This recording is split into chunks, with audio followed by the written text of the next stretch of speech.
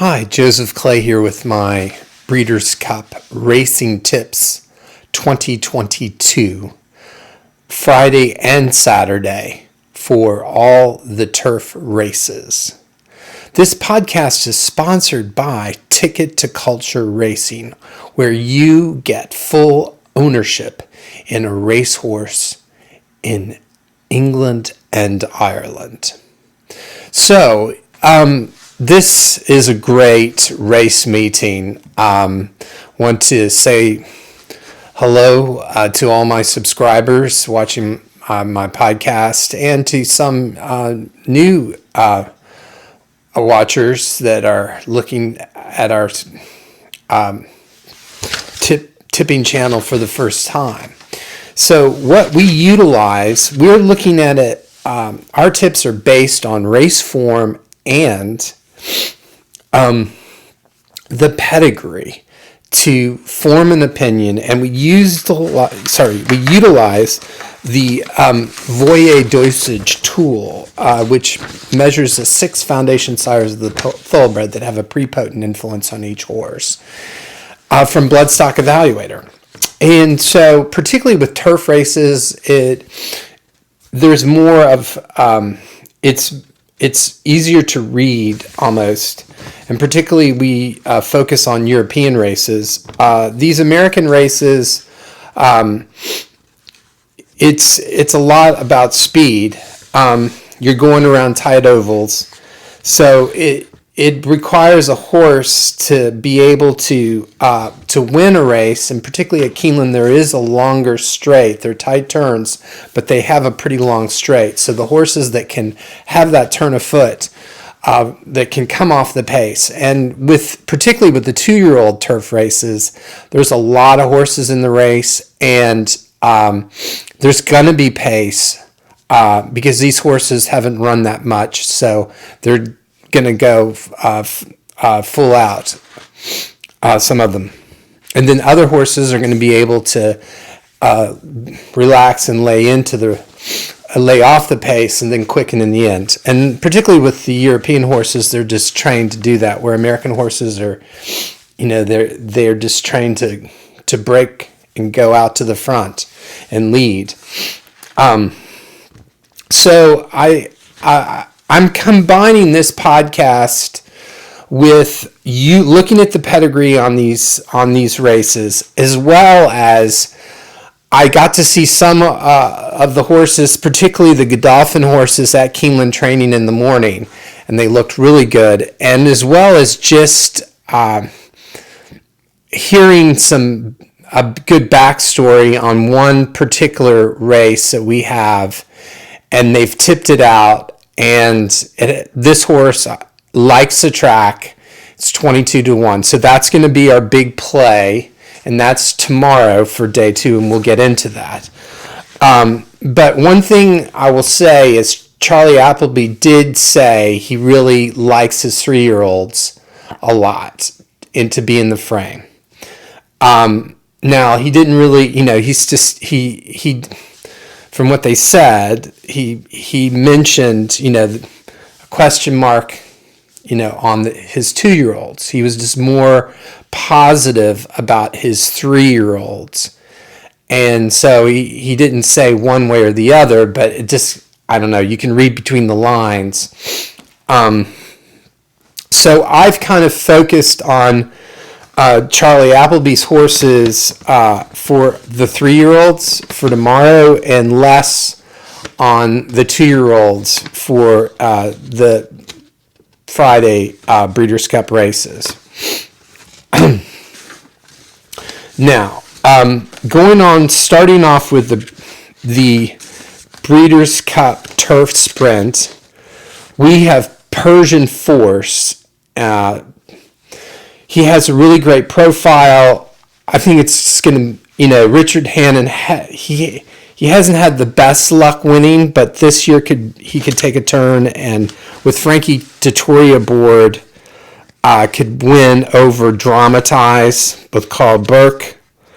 I think this, we've tipped out Dramatized in the past this year to win.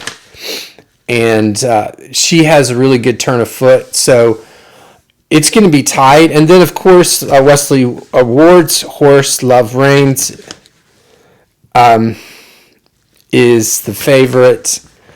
But we're looking for longer prices. And then we're in the States, you have these superfectas, and so we have the Platinum Queen as well. So we're going to be doing trifectas and the superfecta and combining these horse races. But so those are the horses that I feel that would be in the frame: Persian Force to win, over dramatized, over Love Reigns, and then Platinum Queen to be in the bottom frame to place. Going on to the Breeders' Cup Juvenile Fillies, we feel like Meditate is trained by Aidan O'Brien, really has has had a great year. Will be suited from coming off the pace. Pleasant Passage will be making, we feel like, will be making the running of the race, so there'll be good pace. And Meditate will come off the pace to win. And then we have Midnight Mile to be in the frame, as well as Delight to place. So Meditate to win the Breeders' Cup Juvenile Fillies, with Midnight Mile to place and Delight to place. So in the Juvenile Mile Turf, we have Victoria Road of Aidan O'Brien's to win over, and the winner is to be placed in I'm Very Busy, another American horse. But those two American horses are really, they've done very well. But we feel like Victoria Road has the edge with form and the pedigree to be able to come off the pace and beat, and the winner is. But with all these races, you back each way, so they're very competitive and close. So going on to the Saturday Breeders' Cup Day, day 2 of the meeting, we feel like Highfield Princess. I mean, I know can do it. She has a really fast profile, turn of foot, stride, speed. Can beat Golden Pal. Over Campanella and Creative Force. So we're going to go with Highfield Princess. I mean, she's a short price. Golden Pal's a short price. Campanella is 8-1, and then we do have one of Charlie Appleby's horses I mentioned, Creative Force, to be in the bottom frame if you're going to do a superfecta. Going on to the Breeders' Cup Juvenile Filly, Breeders' Cup Filly and Mare Turf. We feel like Nashua is going to be really hard to beat. She has a form, turn of foot. She likes striding ability. She has that. And she likes a good ground. John Gosden trained in California before, he went back to England to train. So he totally understands all the different techniques to be able to be, to be successful, to train, to get the horse right on the day. And particularly as in champion trainer in England, as well as he's a top trainer when he was here in California. So I just feel like this horse is, she didn't like the ground the last time. Again, over Tuesday, competitive race to place and above the curve to place. But there'll be plenty of pace to set up for her in this race.